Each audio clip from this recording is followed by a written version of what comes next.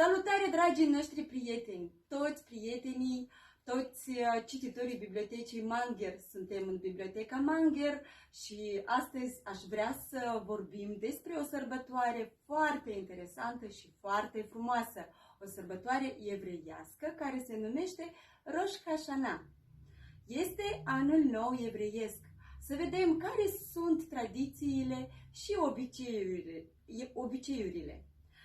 Deci, cărțile sfinte spun că această perioadă a anului nou este dedicată exclusiv judecății, soarta omului urmând să se pecetuiască la următoarea sărbătoare Yom Kippur, ziua ispăvirii.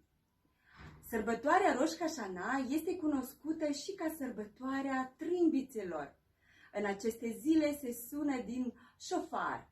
Șofar este un instrument tradițional confecționat dintr-un corn de berbec. Acest obicei face trimitere la ceea ce este scris în Biblie.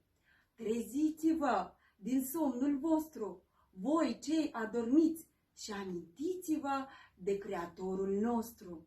De asemenea, evreii merg la o apă sau la un turn de apă și își aruncă în mod simbolic toate păcatele. În aceste zile se mănâncă măr înmuiat cu miere, ca să se prefigureze un an dulce. O altă tradiție, se mănâncă și cap de pește, pentru ca fiecare să fie cap și nu coadă.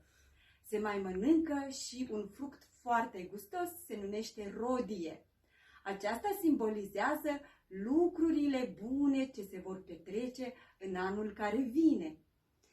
Salutul obișnuit în această perioadă este Shana Tova, ce înseamnă să aveți un an bun.